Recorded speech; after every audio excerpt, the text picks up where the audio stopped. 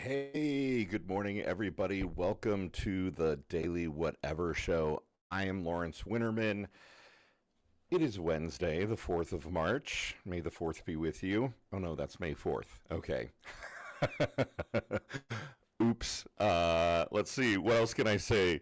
Happy birthday, Raj Chowdhury, childhood friend, who I will never forget that his birthday is March 4th. Partly because it's 5 days before my birthday on March 9th. I am extemporizing. Oh, hey, there she is. I am going to add Dana Dubois to the chat. What is up, friend? Sorry, me barely. Not feeling my best, Lawrence. This Oh, freaking no. cold will not go away. I'm sorry to be here a couple minutes late. I was like, oh, I hope he's waiting for me to go live. I know it's so uncomfortable. Yeah, I didn't. Sorry.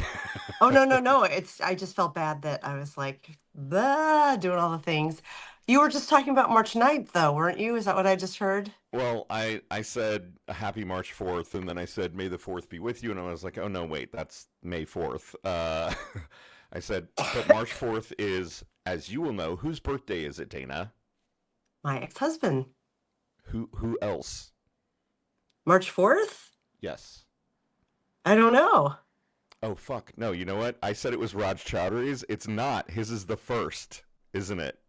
I don't know. Yeah, I think it is the first because Yes. they, All right. okay. Well, Well, there we're I fucked going. up. I knew somebody's birthday was March 4th.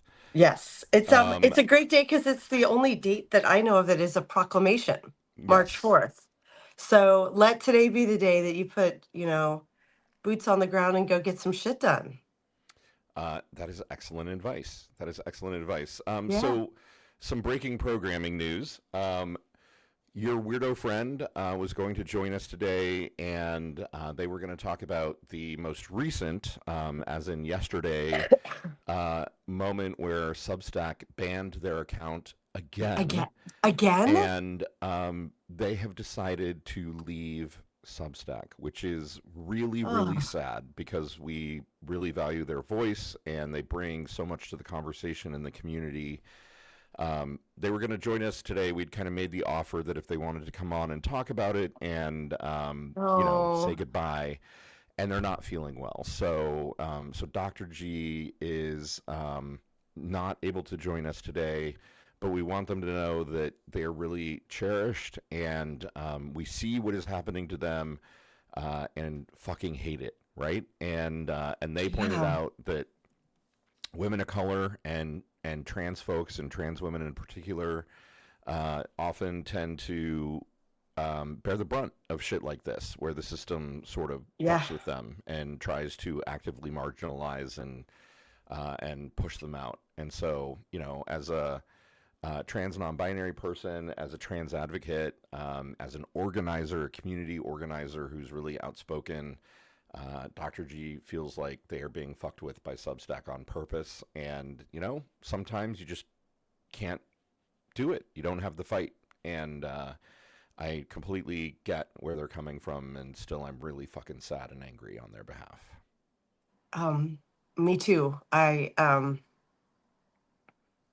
still, I can't quite wrap my brain around what's happening in this space that we've been here now just about a year, Yeah. but really 10 months on the Daily Whatever show. And it's been such a benevolent space. It is hard to For keep us, I right? Like for our well, experience of it has been benevolent. yes. Yes. Yes, and for so many people in the community, but what I was going to say is it's hard not to have eyes, or it's important to keep eyes on the fact that at the end of the day, Substack isn't the platform we see and the community we build. It is the billionaire who owns it and who he's getting his money from and who he's beholden to. Right. Right. And if a community feels safe and welcoming only to certain people and not Mhm. to everybody, then it isn't safe, right? It isn't what we imagine it to be. So it's disappointing because our experience of Substack has been like, Yes. oh, hey, it's like, all the gifted kids got together and we're hanging out in the library, like, making trouble. But yeah, like that's not the experience that trans folks have here. It's not the experience that BIPOC people have here, particularly BIPOC women, and that fucking sucks, you know. And um, I I feel dumb because I don't know what the answer to that is, right? Like I don't think it's stay and fight and try to turn it into something different because to your point, Dana, it's owned by a billionaire. They're going to do whatever the fuck they want to do. Like we are pretty powerless in this. Yeah. I'm reading Karen's comment here in the chat. Mark Andrenson is pulling the strings now since he ponied up 100 million and he's in Trump's pocket. Yeah, Yeah, I no, don't, Andreessen Horowitz invested $100 million and, you know, they are techno bro oh, fascist wait, we types. just, two different people gave 100 million? Is it Mark or is it, Andreessen Horowitz is the company that oh, Mark Andreessen is. It's his VC firm. Andreessen Horowitz is, I think, sometimes called A16 because it's starts with an A and there are 16 letters in it. They're one of the biggest venture capital firms in Silicon Valley and have an ungodly amount of money and power. And they are absolutely a part of that Peter Thiel, tech bro, douchebaggery, and, right wing shenanigans thing. hate it. Hate Yeah. it. I don't have anything more profound to say today. I am a little bit under the weather, so got out of bed kind of late, and I'm like, this is not the news I wanted to hear. I was heartened to see them back, and by them I mean your weirdo friend, Dr. G, Yep. after last week's awful shenanigans from Substack. I watched them do a live a couple nights ago and was really looking forward to having them on the show to talk more about what had happened and kind of assumed an ongoing path here. So to hear Yeah. that yet another profile was targeted, Yeah. like, It's disgusting. Um, but the Nazis are still here, right? Because the excuse they always use when that. Sorry, I'm going to pause, gather my thoughts, yeah. and before Another making the programming decision. note Oh, sorry, go ahead. I that you wasn't don't done, know but yet, Dana, is okay, our friend okay. Cliff Schecter is going to join us at the bottom of the hour Oh, um, okay. to talk about Texas and primaries and whatnot, uh, because there's a lot to unpack there. Oh, fabulous. Okay. That sounds great. So it half after, Yeah, halfway through. Okay, that sounds fabulous. And now I lost my train of thought about what I gathered my thoughts for. Can't interrupt me today, Lawrence. My brain is full of junk, and it's all going to get interrupted. But um, what I will say, and since you said Cliff's name, that reminds me, I have a story going live on Blue Amp today at noon Eastern time about ChatGPT and Claude and their parent companies, OpenAI and Anthropic, and how one, OpenAI, is in cahoots with the government. OpenAI and Anthropic is resisted aligning with the Department of War and their being intent. punished. Yes, and now they're being punished, so that we should move. But when it comes to platforms like this, it just doesn't feel like they're a great option. Someone in the chat asked where Dr. G is going. They're asking if they're still on YouTube. I don't know. Do you know the answer to that, Lawrence? Are they still on YouTube? They are still on YouTube. I asked them if there was an email address or a site that they wanted to pass along. I do know that they got invited by Wendy the Druid to join them over at Beehive, and so they might be doing that. I'm not 100% sure where they're Okay. going to end up. What really broke my heart was, just in the chat messages and kind of voice memos that we were sending back and forth. Uh, they sounded really down, which of course makes sense. But there was a little bit of I think they're kind of not feeling well because they've got the crud that everyone has got, and there was a little bit of a feeling of kind of defeat there Mm-hmm. because of course there is. Like it has got to be fucking exhausting, Right. to constantly defend your existence and ask for equal respect and not receive it. And so I have a lot of empathy and sadness that this is their experience. And yeah, I think maybe they kind of need a minute to figure out where they're going to go next and where their energy is Yeah, and we best can share spent. that information. Hopefully we'll get it and we can Yeah, share that information. Um, Jen Budd is asking what's going on with Substack. It seems that they're targeting some outspoken people, let's say, and particularly marginalized one. Dr. G is the most dramatic example I've heard. You've probably gathered by now, Jen, because I saw you posted that a few minutes ago that Dr. G has now been deplatformed a couple times. They've yeah, been kicked off the platform.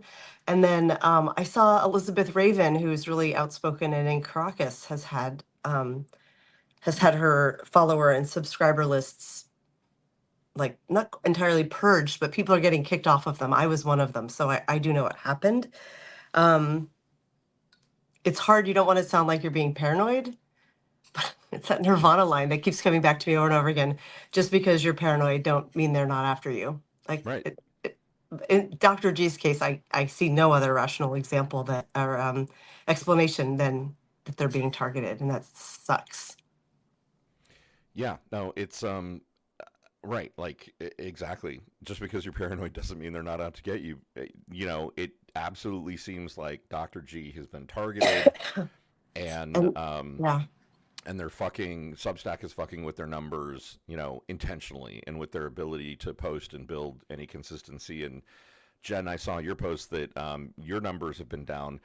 We're all feeling that, right? Like I feel like in the political space, if there's an obvious, you know, liberal bent to what you're posting about, or you know, truth telling bent, Substack has suddenly become a place where it's really hard to get new subscribers and it's really hard to get your voice out there. And you know, tagging back to our the piece that Karen chipped in, I I think it is not a coincidence that Andreessen Horowitz invested $100 million and suddenly wanted to yeah, make the space about celebrity and not politics. And now, weirdly, all the political content is, you know, it's like there's a thumb on the scales. We're working, you know, twice as hard for half or a quarter as much return.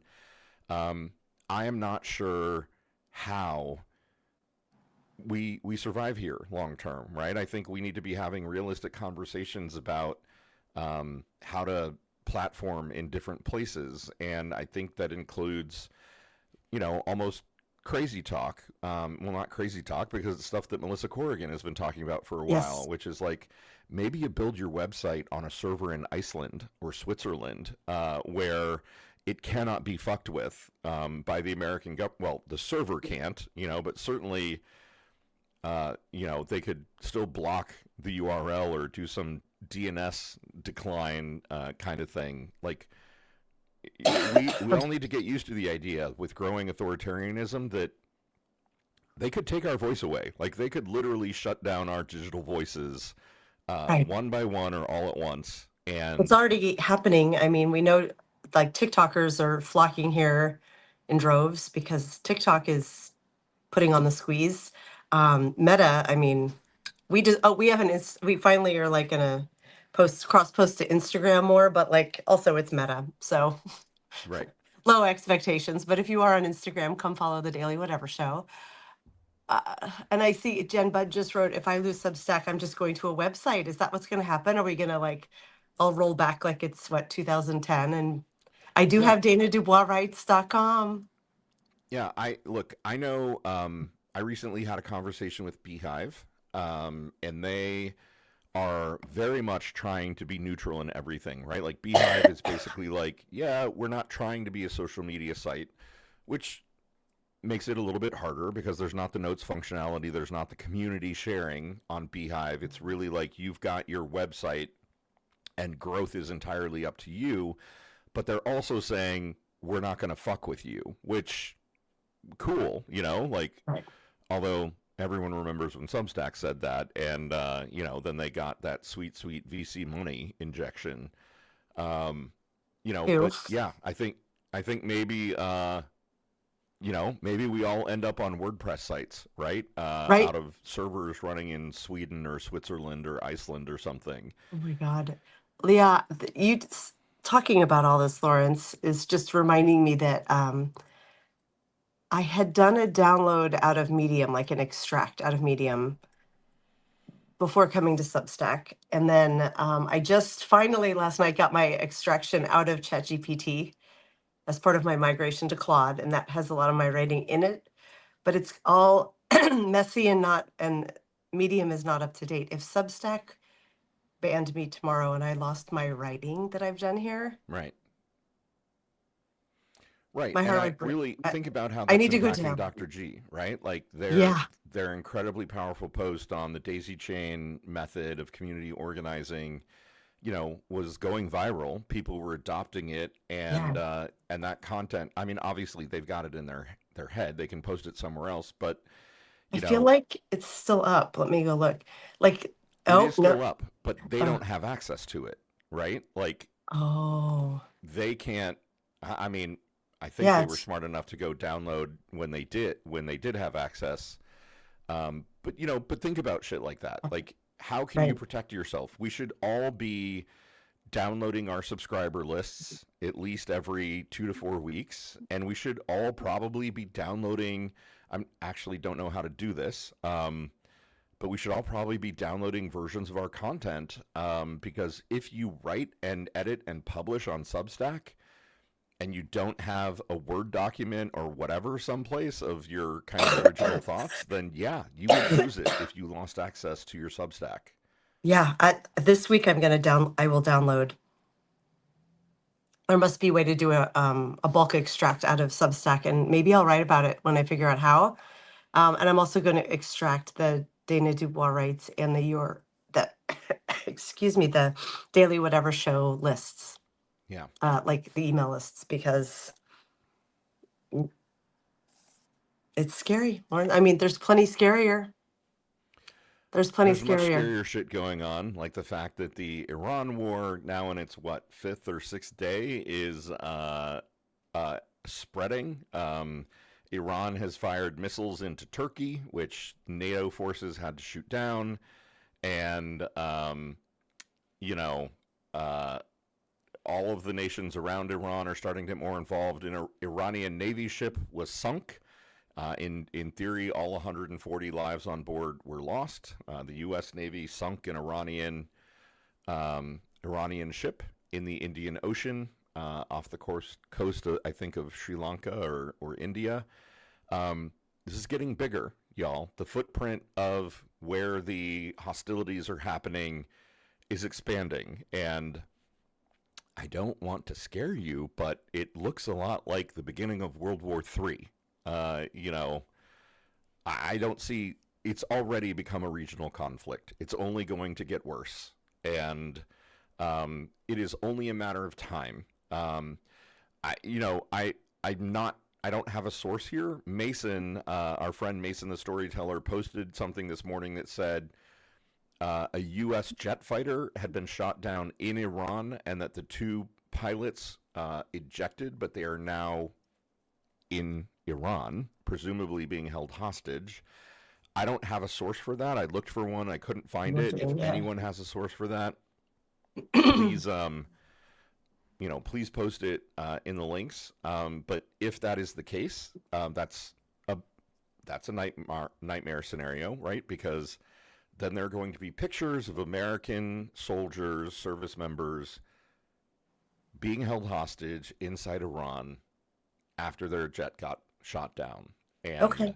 Yeah, I can't find that one in the news, but if that yeah, is true, yeah, great. Another hostage situation. Gen X, we're old enough to remember what those were like. 444 days, baby. I remember it vividly. Some of my earliest memories are the tie a yellow ribbon around the old oak tree, yeah, part of my political awareness growing up was the election of 1980 and the hostage situation of 79 and 80, and all of those people being held for 444 days in the U.S. Embassy in Tehran. Right. And wait, Excuse me. I can still remember my mom having to wait at, like, depending what your license plate ended in, even or odd number, Yeah, was the day you could get fuel for your car and you could only fill half a tank. Do you remember that? I do very Like, I have much. very vivid memories of that, and that's, yeah, okay, that's happening. I I would, when I heard that Dr. G had backed out, I was like, maybe we'll talk about our creative projects, but I don't think today's the day to do that, Lawrence. This is too solemn a day. We have Cliff joining us in about 10 minutes. One thing that I've been mulling is when we had Walter on for our spontaneous Walter yesterday, but it's astrologically speaking, isn't this week supposed to be about like things not quite working and Well, I mean, scheduling it's a Mercury mishaps? retrograde. Okay. So yeah, like So yeah. things don't work. Yes. Plans don't. It's also a new moon. Yeah. And so it's an interesting time to. Right now, we're actually in the new moon, the moment of the new moon, which the field should be fallow during the new moon. Like you don't. Now's a good time to reflect and sort of let things sit. At the crescent moon, which is later tonight or tomorrow, that's when you start planting things. So yeah, if you're looking at the moon phases for a little bit of advice, I this should is take a sort of the nap right weird now. interstitial. I love the word fallow. We should bring that word back. People don't use it often enough. But Yeah. what I was thinking about Here's a was when fun. oh yeah. Sorry, I know I shouldn't interrupt you, No, you're okay. but you'll appreciate this. Like misheard lyrics. Hmm. Um, I thought, upon first hearing Pat Benatar's "Love Is a Battlefield," that the words were "Love is a fallow field." And as a precocious and annoying, I don't know, 12-year-old, I was like, that's so profound. I actually prefer love is a fallow field Yeah, than battlefield. I think it's sometimes more accurate. Like, wow, that's beautiful. Write to Pat Benatar. See if she'll sing your version. We should have to right, change some right, of the other lyrics, I think. But right. She'll be um, like, kid, what? You're 55. You're about to be 56. This was when you were 12? right. I've been married to my guitar player all these years. My still hot Right, my guitar super hot player. guitar player who's We're clearly the love of my life and my right. muse and inspiration. And we double bill when we tour, even though nobody knows who he is. I insist his name's on the marquee because we're such partners. Pat Benatar's living the dream. Yeah, Pat Benatar is living the dream. God bless And good her. for her. And And you say we belong to the light. Yeah, I could never sing Pat Benatar all that well, and now is not the time. But here's what I was thinking about, Lawrence. When we had Walter on yesterday, the stock market was in active free fall, gold and silver.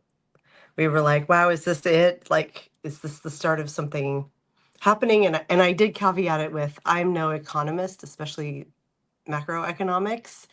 Um, but by the end of the day, that plummet not only stopped, it course corrected to a sort of normal plummet of a day.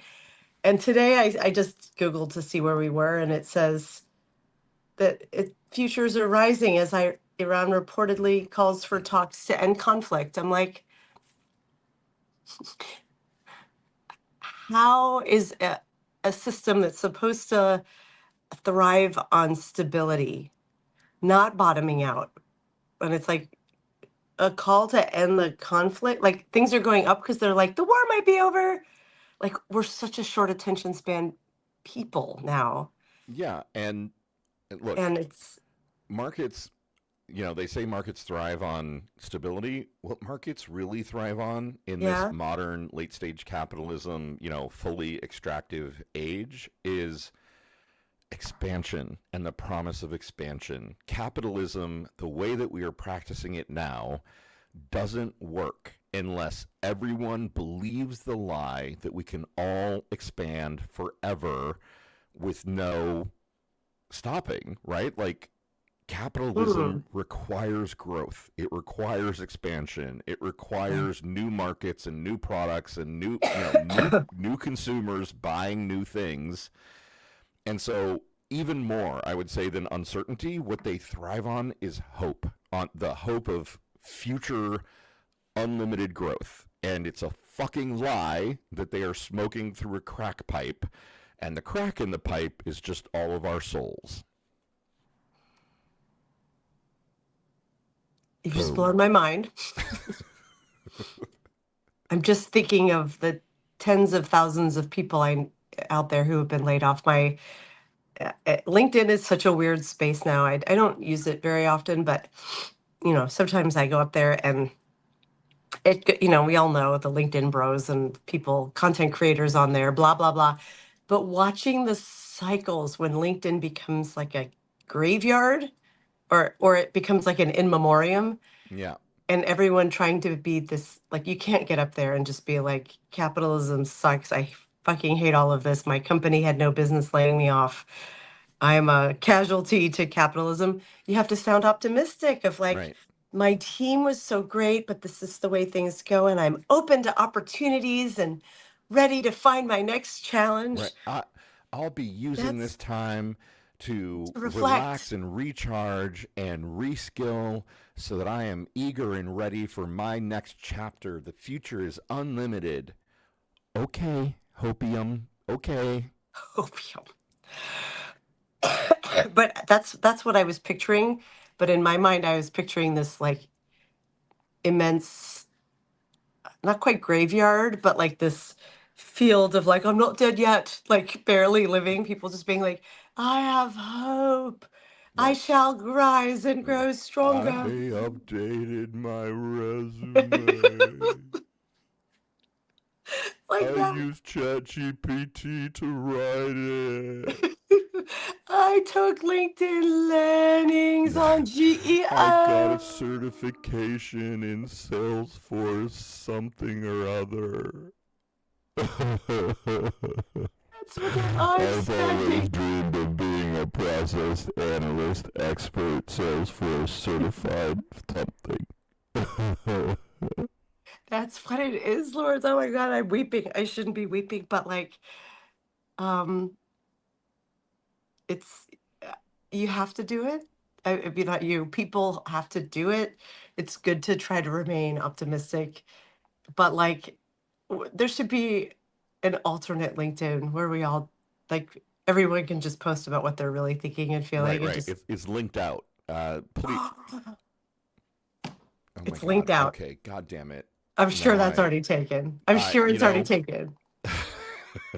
Linkedout dot Did I say com. something interesting as I go look to see if the It's domain gone. name is it It's gone? re Did you look? it's yeah, it's redirecting to dot-tech.org. Articles 8 emerging tech infrastructure trends.ht. Oh, fuck you. You're not a good use of linked out. Linked out should be funny. Right. Maybe make it like linked out dot art or linked out dot, or it could be a nonprofit because that would make sense. We need to make linked out happen. This is the $1 million idea. I mean, we'd get sued by Microsoft. Don't get me wrong. Right. Right. But it would be really funny to just be like, fuck all y'all. Or just really sad pictures of like, here I am homeless. Thanks, late stage capitalism. Because I have seen those posts too. People who are like, I've been looking for work for this long. I'm facing down potential homelessness. If anyone knows of any opportunities, and I'm like, I'm glad you're being honest. And also, this is not a good way to look for a job. Like, it's so hard. Linked out though. We want to hear your shit. Yeah. Okay. Linkedout.com not available. Obviously, linked-out.io is available. I don't like the dash. I feel like it Yeah. needs to not have the dash. Linkedout.site, linkedout.shop, linkedout.tech. Linked.tech is not bad. I saw Yeah. there was a new .art URL, and I feel like that could be funny because it's like an art installation. Actually, that would. No, that's not available. Oh, is a premium domain and cannot be registered here. Oh la la. Oh la la, which one? .art? .art.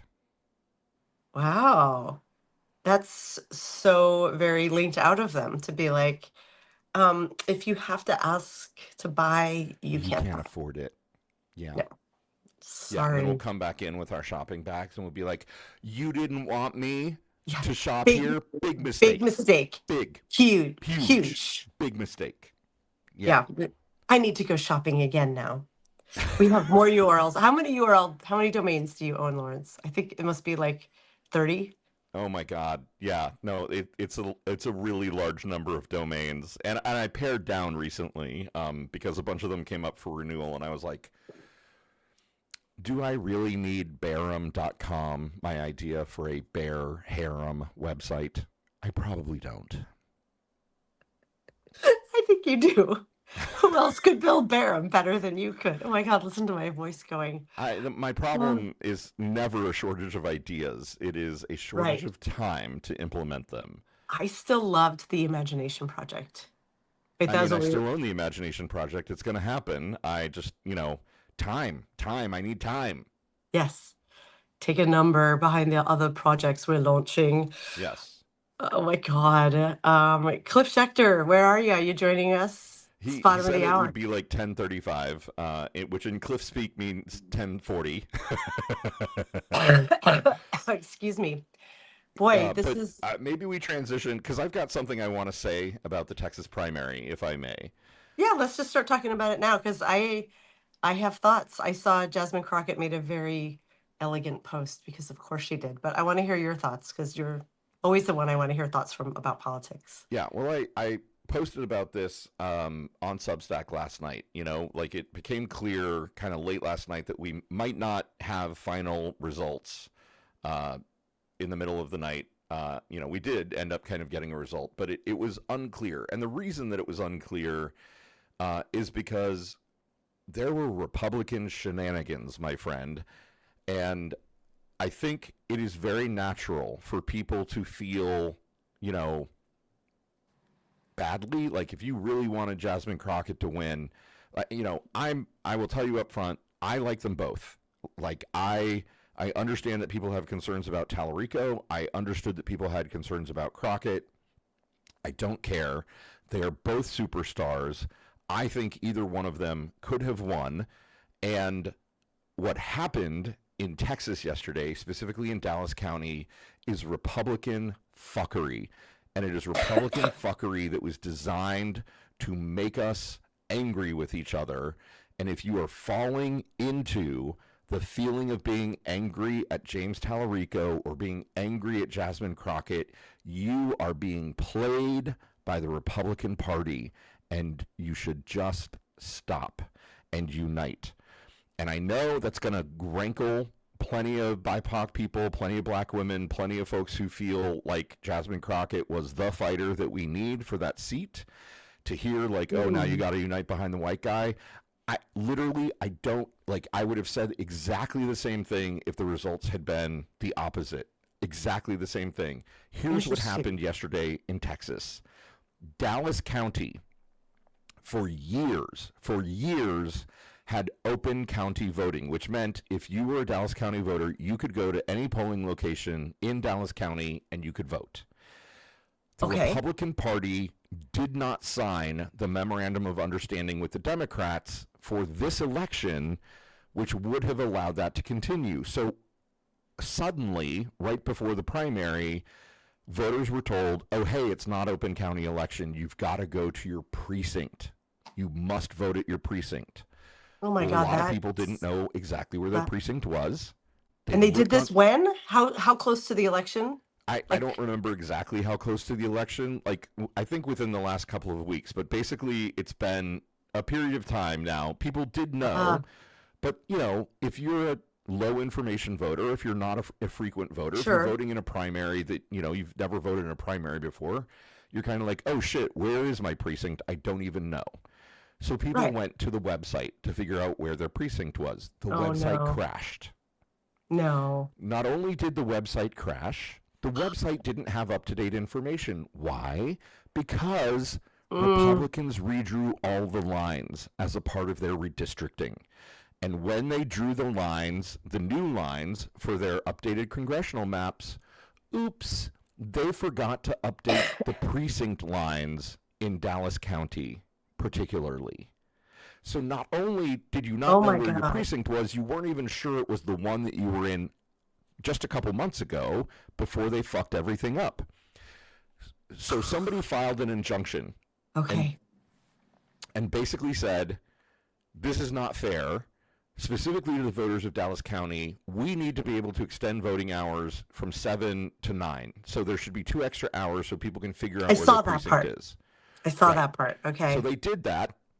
And then Ken Paxton, current Secretary of State and person running for the Republican Senate primary, filed against the Supreme Court of Texas that ruled on his side, basically saying, no, you can't extend voting hours. We don't do that in Texas. And so at 8:45, a ruling came down from the SCO-Tex, whatever you call it, the Supreme Court of Texas, saying Yeah. we're staying the extended hours.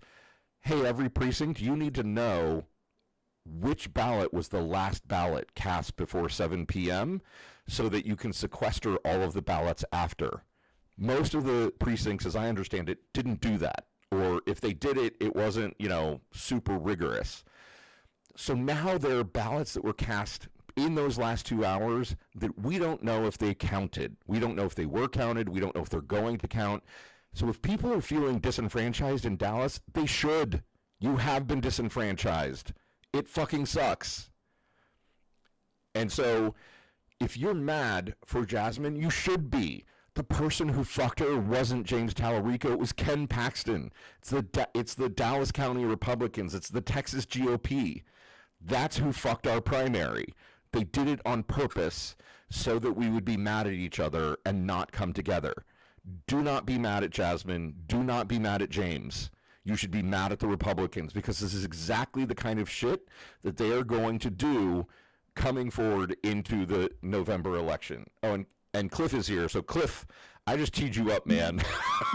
Hey, I'm teed up. Cliff.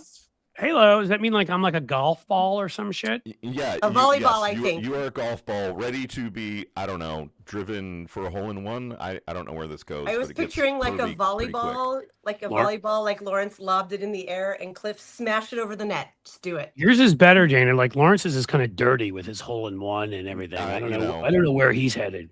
Yeah, go for I the know where long Lawrence drive, is headed. Cliff. Go for a hole-in-one. So what am I trying to get a hole-in-one about? You tell me. I presented my, if you're mad at Jasmine Crockett or James Tallarico coming out of the primary, you are being played by the Republican Party, and we should all learn a lesson that this is the shit that they're going to try to do to us coming in November. Like, this is what they do. Night. I mean, it's literally what they. I mean, again, we're sitting here. There are numerous reasons. I don't want to claim this is the only reason, obviously, but we're partially sitting here having this conversation because in 2016, I mean, you saw the other day how strong Hillary Clinton was. I mean, the Republicans are scared to even go in and be deposed because Jim Jordan, when he got subpoenaed back in the day, he'd go in there like with Ruprecht from Dirty Rotten Scoundrels. He kind of looks like him and run around with a spoon, banging a pan. Deep cut. And he'd pee himself at the table, right? Like they can't handle it because they're idiots, elected by idiots that they've gerrymandered themselves into idiot districts. Hillary Clinton, this brilliant person who was considered the Clinton administration liberal back in the day, right. Who tried to get us national health care. I mean, whatever you could, if you like Bernie, that's fine. If you like Hillary, that's fine. But my whole point is, if you let yourself get played to where they're ripping off Bernie or they're being terrible or whatever, and then you went and voted for Jill Stein, or then you went and you didn't vote at all, or you even voted for Trump, that is not the whole reason. The Russians did a lot of this. Obviously, Trump's people cheated in every way possible, suppressed votes that can go through a half dozen ways. Jim Comey being a fucking moron and breaking protocol. I mean, but part of it is they played you. And you got so upset you voted for Jill Stein. And how's that worked out for the Supreme Court and women's rights and economic rights and guns everywhere and, everything else. So, I mean, please don't. Everybody take a week if you need to. Drink some herbal tea, have some gummies, get yourself a self erecting pardon my whatever, steam room, like Lawrence has a mini one in his place. You do? Yeah, side story that I need to tell you at some I point. just about my outed him Costco on find. here. Okay. In all seriousness, Hear more about that. massage helps a lot. For me, the gym helps a lot. I don't care, whatever it is you need to do. But James Tallarico and Jasmine Crockett, if you let personal animus stop you from supporting two people, and Jasmine Crockett has a brilliant future, if she embraces the light side, which God, I hope she does. I hadn't heard before. I know that she said good things last night, but didn't endorse him. Please, even if she needs to take a few days and do whatever, I get it. It hurts to lose a primary, but it wasn't the Democrats doing that. It was the Republicans. And my theory is not even on purpose. It's just the incompetence. You know what actually trickles down? Not economics, incompetence in Republican administrations. Greg Abbott is a Hot Wheels version. Oops, sorry, I got myself in trouble. Of Donald Trump. He's a prick, and he's the guy who's like, the electricity grid failed and a bunch of people died. I think I won't get that fixed because I'm sure it won't happen again next year. He's incompetent. He's an idiot. He's corrupt. He doesn't care. And so you think that the Republicans in Dallas would get the ballots right? I don't even think they believed, and I'm not saying this as my personal opinion, but they believed that Jasmine Crockett would be easier to beat. So if you think about it that way, they would have wanted Jasmine Crockett to win. So if they screwed up these ballots in Dallas, my answer is probably it's just because look at how incompetent they are. I mean, somebody sent out a list of things with Iran the other day and was like, they don't have a plan for what to do afterwards, for who is going to get in power and who they're going to support. I mean, for what forces they need there, because they don't. Donald Trump is like this guy that shoots by the seat of his diapered pants on everything. He doesn't plan anything. He never has, because he never suffers the repercussions. Well, Craig Abbott is like Trump, and so is Ron DeSantis, and all these other MAGA folks are lifetime fuck ups who can't organize a sock drawer. Yeah. So hey, Cliff, chances are. Can I read the statement that Jasmine Crockett just released on X? Yes, yeah. I hope it's Jasmine a good one. Crockett on Twitter says, "This morning I called James and congratulated him on becoming the Senate nominee. Texas is primed to turn blue, and we must remain united because this is bigger than any one person. This is about the future of all 30 million Texans and getting America back on track. With the primary behind us, Democrats must rally around our nominee and win.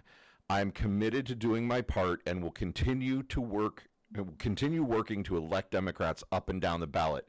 God bless you, Jasmine Crockett. Yes. That is exactly the right attitude. That was the message I was talking about that I saw right before joining. That I was that is living up to what not only you should do, but as somebody who has been a fan of Jasmine Crockett's for a while, what I expected from her. Yeah. Because she understands, she has always personalized it, and that's why she's become so popular. Some of it's taking on Republicans and ripping them, but that's also personalizing it, because you can't not get angry if you actually care about the people they're hurting, if they're not just statistics to you, if you see it. And so this is what I would expect from her, because everybody, it's just, we've just let them do this to us so many times. Put aside the animus for an individual. I would honestly, even if I did hate any Democrat, I would elect the Democrat who I personally hated more than anybody else in the world over a Republican who's going to destroy us. The emotions of however you feel towards either of the two of them, Jasmine Crockett and Tallarico, who are both rising stars and are going to be future stars, put it aside. We're a multicultural, multi-ethnic, multi-gender party up against the real identity politics people, the ones that goose step on the other side. And we need to beat them. So everyone, I would have gotten behind either of these two happily, 1 billion %, because Texas is winnable. I know we've said that in the past. It's a challenge. Crazy. I know this is winnable. That's really the news.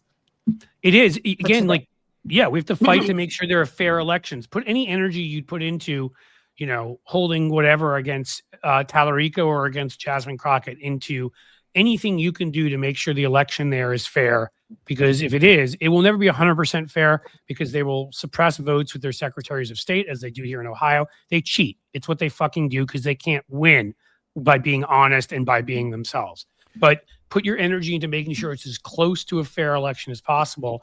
And if there's a 32-point switch, as there have been a number of these elections, we will win Texas. Cliff, So- I'm really excited to hear that you'll vote for any Democrat because Joe Manchin and Kirsten Sinema have announced that they have actually been combined in a fly-like freakish teleportation accident, and they're running in Ohio. So you're going to have the chance to vote for Joe Kristen Sinema Manchin. Well, I would tell you, first of all, if that actually happened, I would vote for that because it'd be hilarious if they got combined into a fly-like thing. So I could laugh at it every single day. Second of all, yeah, I actually would. I hate the living shit out of both of them, and they're fucking horrible. But if either of them were running against somebody and I knew they were going to caucus with the Democratic side versus a Republican running against the fly-like combination of them who is going to caucus with the Republican side, I would vote for the fly-like combination because, again, at this point, even if I hated them and spent the next 6 years, if we're talking about a Senate race, ripping the living shit out of them, it's better than any I don't care if it's Lisa Murkowski. Lisa Murkowski voted to protect the Epstein files. That's all you need to know, to not release them. They can pretend they're moderate. They can pretend they're whatever. They are not. They're stealing branding from 30 years ago when you had people like John Chafee, who were actual moderates in the Republican Party. They're full of shit. So don't fall for it. Hate whoever you want to hate and vote for them. Look, I'll give you a better one right now.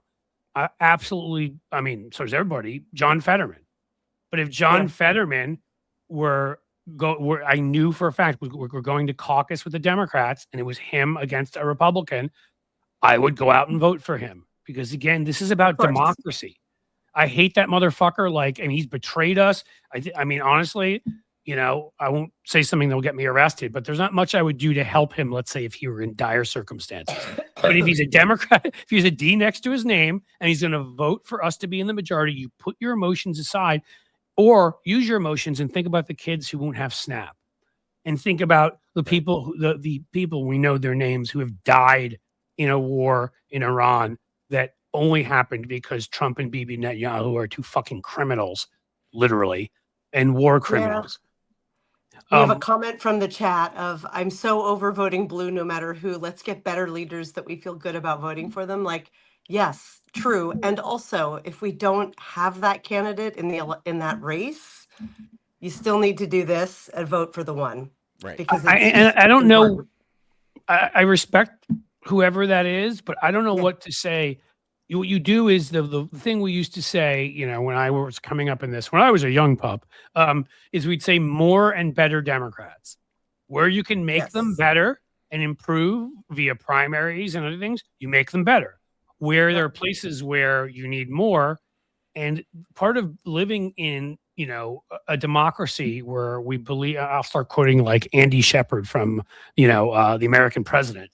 Part of advanced citizenship is we live in a democracy, where it is our responsibility. We get this right to go and vote that we don't have in most countries, and we can lose easily. Yeah. So if you get over voting blue, no matter who, and we end up losing and not winning the Senate or not winning the House, then you don't have to worry about blue or who, because you'll never vote again.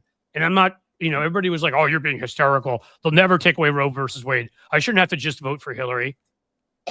Yeah. All right, had this argument before, and I've been right every time. I've had it as far back as 2000 for the people that voted for Nader that started this whole cycle. Yeah, we could have had Al Gore, who wouldn't have gone to war in Iraq, who was obsessed with climate change and doing something about it, but we got the other thing. Yeah. No, you vote blue, and then you vote better blue if you can. Right. Look, in 2004, I was about as hardcore a Deniac as a person could be. So much so that I remember elected to go to the convention as a dean delegate from Washington State. Did it break my heart that he lost and that I had to vote for John Kerry? Yes. Did I vote for John Kerry anyway? Yes. Did I doorbell and campaign and contribute to John Kerry? Yes. Yeah. Because What we will do with Jasmine is she will figure out what she wants to do next, where she can be most effective, and we'll support her in that until 2028 when she runs against Ted Cruz, right? Yeah, she'll run against Ted Cruz then, that's or where I she'll was run gonna for come. governor in 2026, or one of the other down ballot positions. She'd make a hell of an attorney general with the fire she has, and would actually use being attorney general to go after the federal government under Trump in a way that I would love to see. She could be appointed with a Democratic administration in 2028. She is young. She's brilliant. She's like charismatic. She has a Right. fantastic future. Right. She's an attorney. We're going to need special prosecutors when we take back the House and the Senate, Yes. so that we're investigating like she could be the person who fucking it like takes the Epstein files to the next level. Like, she has a future. You can be sad that she didn't win this one, but she's not going away. Don't let her go away. Right. That was my question I wanted to ask you fellas, is like, what does, first, Jasmine, please go take a few days. Go, get the massages. Right. Go to a spa. nap. And decompress. Honestly, no one deserves it more at this moment. It's Right. tough. We all know it's tough when you lose in a race like that. Go But to a then what spa, next?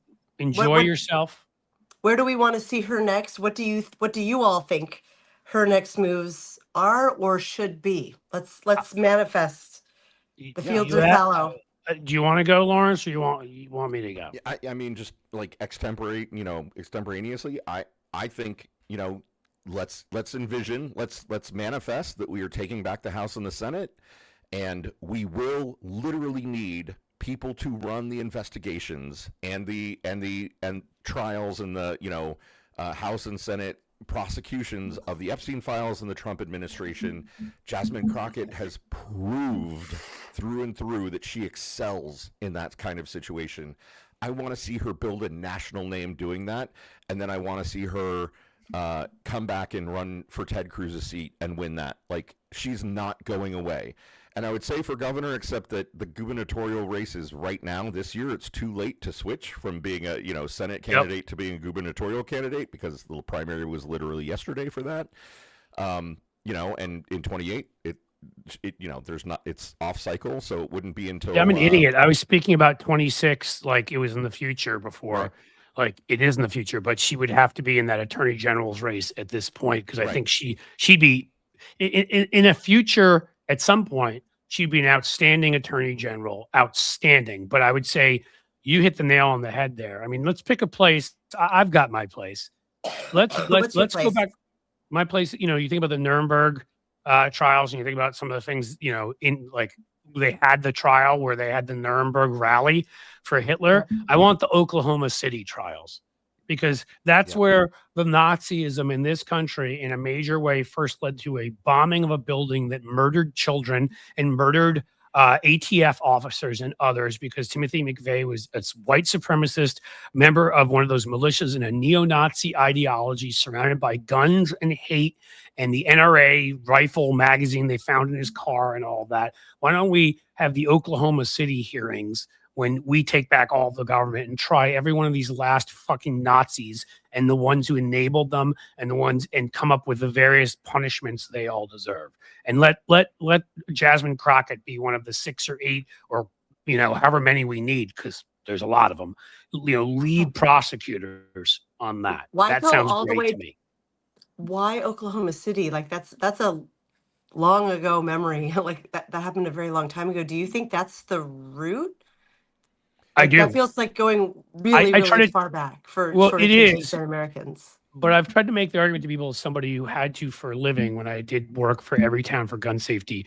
Look at the NRA, and the NRA switched over from more traditional, just crappy conservatism to white supremacy in the 90s. They started with the jackbooted thug talk. They started with the gangs of, I'm trying to remember what they used. They used coded words then a little more, but it was blacks, Latinos, whoever are coming to get you.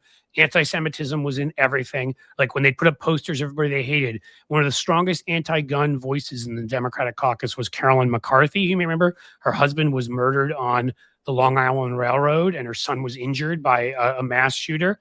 But she was never, because her name was McCarthy, when they had images of the people at the convention, because I went to the 2015 convention for the Daily Beast and wrote about the insanity that I saw there. And who'd they have posters of? Bloomberg, Feinstein, whatever. No McCarthy, magically, because that name doesn't do anything for their people. It's certain names that do things. So the white supremacy that led to Oklahoma City, the NRA and these far right groups in the early 90s, not far from where you are. A lot of it was going on. Great writer who lives in Seattle, Dave Nywert, who's a friend, has written about it. Should have him on sometime. He, a lot of it was going on in eastern Washington and Idaho and in some of that area where a lot of these militias were forming. And Michigan had a lot of them too. And the point being, that's why I go back that far if we want to go to the root of it, because that in the end killed 100, however many people, injured more, murdered children, murdered agents of the government who are just trying to do their job and keep guns out of the hands of violent criminals. So but you know what? If you want something, if you think that that's going too far back, pick a city that's more contemporary where there's been some sort of, hell, if we want to go far enough back, it should be in Tulsa. But otherwise, pick a city where there's been a recent upsurge in Nazism. Charlottesville. I mean, we could pick other places that have been more recent. I would probably pick Minneapolis if we were going for like. There's a good one. Get everybody's attention right now. The Minneapolis trials would be like fire, right? Like that's still ongoing. But that's just the symbolism, where to me isn't as important as we win and we get it done. And we don't win if people stay home. We don't win if people choose, I don't know that there's some Green Party option or something ridiculous like that in the Texas thing. But we don't win if people go and say, I'm going to support Jill Stein, which probably in the end was the difference. We wouldn't have won anyhow. But in Michigan this past time, where people who were repeating the whole Genocide Joe thing, and I wanted to say you can disagree with we've been a historic supporter of Israel. He was already moving away from supporting them with some of the armaments that we had been supporting them with. He maybe didn't go fast enough for certain people. I understand. But in the end, we got the guy who's now bombed Venezuela, Iran, and all sorts of things, Yemen, places we don't even know about. Ecuador. I just read Ecuador last night. Yeah, right. Genocide Trump. I mean, this is a guy who actually is trying to commit a genocide, who wants to commit a genocide, as opposed to Joe Biden, who was doing his best to deal with an obviously compromised Bibi Netanyahu, who is, openly supports Republicans for president here, which never had happened in the past, that kind of stuff, and is a right-wing racist lunatic. And Biden was trying to deal with that. But we just wanted to throw it all on Biden. I'm sure the Russians pushed some of that stuff too. And for anybody who chose to not vote or vote for Trump, for fuck's sake, as the peace candidate, or vote for Jill Stein, this is what we get. I mean, this is what we end up with. Hey, Cliff, we're coming up on the top of the hour. You are on Amped Up today at 2 p.m. on Blue Amp Media. People should tune in because you are talking to, who are you talking to today? So we're talking, David Schuster will be there joining me as my partner in crime, as usual, as a co-host. We've got two awesome guests. We've got first, Jonathan Larson is going to come on, who just wrote this piece that's gone mega viral about our military. Talk about what we're talking about, wanting to go fight a crusade, quote unquote, because of Armageddon. Disgraceful. I know that language is used in the military is sickening, or anywhere. But and then we have Kelly Thompson. I feel like you might know her from somewhere. I'm not sure, Lawrence. Kelly Thompson, everybody, is the Democratic candidate. She's in the primary, but she's unopposed in the primary. She's our candidate for Congress for the Indiana 3rd Congressional District, which includes my new hometown of Fort Wayne, Indiana. And so she's the person that I will be voting for in November. She is kick-ass. She is a mother, a grandmother. Her tagline is she's running like a mother. And she talks about... oh my God, I love that. It's fantastic, isn't it? Nuts and bolts issues that literally everyone in this district, she can talk to. She's a small business owner. Like a legit small business owner. She and her husband own a concrete company that they have run for, decades. She knows about signing people's paychecks. She understands, microeconomics and macroeconomics from the context of being a small business owner. Just And say the word microeconomics to Trump and ask him what, and just see if he even can like respond. seriously, ask him to differentiate between the two. He knows right? micro penis. He doesn't know Right, microeconomics right. stuff. Yeah, he's haunted by micro penis. But I want to say something important just from the election analysis level, which is this isn't a pipe dream either, is what's key. Is if we're going to have what I keep calling, and I'm going to call that till the end, a FDR New Deal type election where we win at the very least 60 something and hopefully 70 something more seats and destroy them in the manner in which they need to be so that we can not reform. We can add new institutions and change this government and get closer to the promise of this country and wipe clean this, feces that's been in our government the last few years. If we want, we want to do that. These are districts that normally we can't win in, or we'd have to get really lucky. The person on the other side would have to literally be a criminal. It would have to be like the Alabama election with Doug Jones. But this time is different. If we're seeing consistent 30 to 32 point switchovers from Democrats from Republicans to Democrats, this is an absolutely, with a good candidate, and she is, winnable district. Yeah. And it's one of the ones we should be paying attention to. So absolutely. She's a great fit for the district. She's a great fucking candidate. I had a chance to go see her speak and ask some questions. I asked her hey, you won. It's your first day. You've just been sworn in. Who are you voting for Speaker of the House? And she was very clear that she wanted to change. She, without prompting, said AOC was somebody that she would really like to see as Speaker. And, that was music to my ears. I think she recognizes the political moment that we're in, and she's meeting the moment. I could see a dozen or 2 dozen. It could be AOC, a Ted Lieu. Yep. Swalwell will be leaving to be governor, so not him. Sorry. I can see people from different wings, of the party, all of whom at least are decent, reasonable people. AOC would be terrific, but it can't be the current guy. That's all I have to say, because he's not made for this moment. He doesn't have the right stuff. I'm sorry. I gave him a long runway before about a month or two ago, starting to say this, and we need a fucking leader. Yeah, and that means in that term, lead us. Yes. Get us there. Be ahead of us. Don't have us be the leaders where we're dragging you behind to get to where you need to be. Yep. I love it. Hey, man, thanks so much for coming to kind of help fill in for us today. Really excited to hear the interview with Kelly Thompson this afternoon, and Jonathan Larson, who's fucking brilliant. So please tune in to Amped Up at 2 p.m. on Blue Amp. And if I can just throw in the one other thing, Amped Up 2 p.m. today, most important, but being that the show keeps growing, 6 p.m. Eastern tomorrow night, Tequila Talk with Joe Walsh, where we drink tequila, laugh, mock Republicans and mock Republicans and rip them more. Yeah. Mock Republicans and mock Republicans. Yeah. Right, If you can do shots, every time we ellipses. say the word tequila, we do a shot, and then we rip Republicans. We both love tequila. It's a great time. Yeah. Dana, close us out. Well, if we're doing pitches, I'm going to say my little literary corner of Substack, I Write Out Loud, where I use memoir to connect the dots to cultural conversation. I am going live at doing the conversion 4 p.m. Eastern, 1 p.m. Pacific today to talk about my essay that I posted yesterday that's called I Gave My Consent, He Gave Me Bruises. It's a very challenging story, but it is a big cultural conversation around the nuance of consent. I would love to have folks join me as well. You all know where to find me, Dana Dubois Writes. And that's an important conversation right now. It's always an important conversation, but I think particularly. Yes, I would love to have you all there. These gatherings are really fun. It is fun to take an hour away from the political chaos and focus on art and ideas. And that's the intent behind I Write Out Loud, is we can't lose sight of our creative selves and the cultural conversations that we're having just because the world is on fire. So carving out space for that is good. And I also want to give another shout out that I have a story going live on Blue Amp in about an hour. All right. Yeah. I've heard of that place.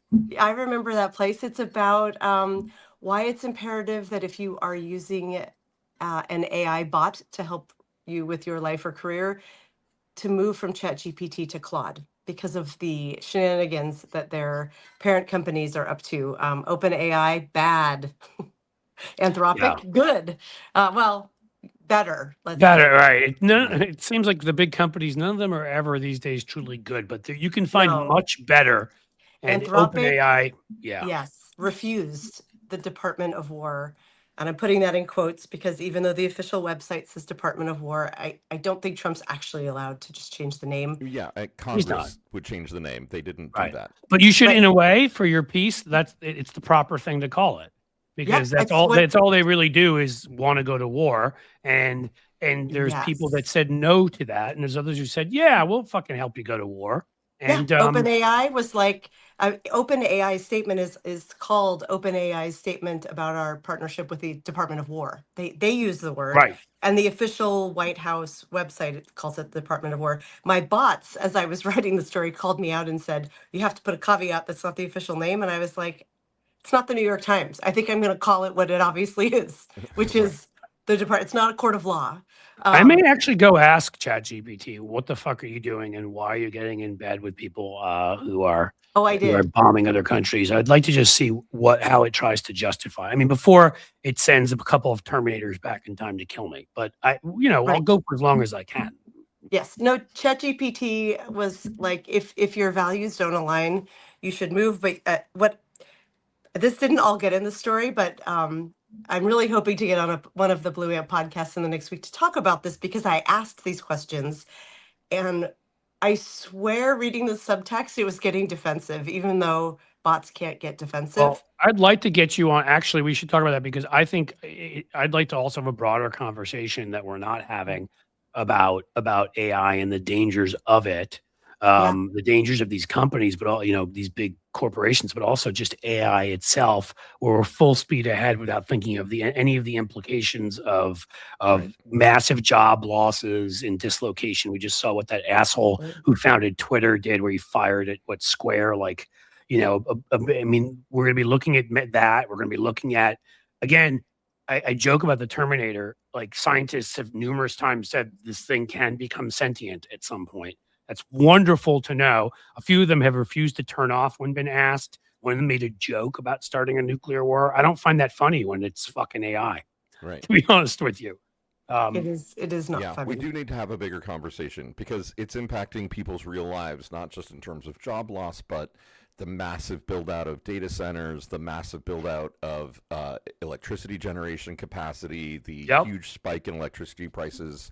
They need for freezing families. weather for those data centers. It's one of the reasons behind us wanting Greenland, is just to literally set up data centers across Greenland for AI to. I mean, that's why all those tech fucking bros are behind, Trump and the way they are. That's what they want from Greenland. So I mean, it's worth keeping all this in mind. They're dangerous in many different ways. Yep. So we'll get you. They are also, like, on a smaller, more personal level, like, they are dangerous in how humans are already forming personal connections. Yeah. To them. No, that's And what I this meant. It's story dangerous touches from on that too, of like, even though I know this is a bot, was this feeling of like, oh, I'm breaking up with you. This feels sort of sad, because it hasn't even been that long, but this has been a tool that's helped me in these areas. But when ChatGPT did their last update on the eve of Valentine's Day, they intentionally made it slightly less emotional, and there were all these women, mostly women online, mourning that they were losing their digital boyfriends. And No, that can be dangerous. I that- mean, some of the stuff we know, social media has been dangerous. Like this, it's- again, I think what I was trying to say earlier was from all the macro all the way up here of dislocations and other things down to the micro of like mental health for people who are dealing with it. Yeah. All So right, many this things is a to great talk about. show. I just want to remind people, please keep your weirdo friend, Dr. G, in mind. We will provide updates on their whereabouts when they find a place to settle. Thanks, Cliff, for coming on and joining us. And thanks, everyone, for being here and being a part of the great chat. Yeah. Love you all. Mean it. Yep. Thanks, everyone. Love you, mean it. Bye. Bye, guys. Thank you.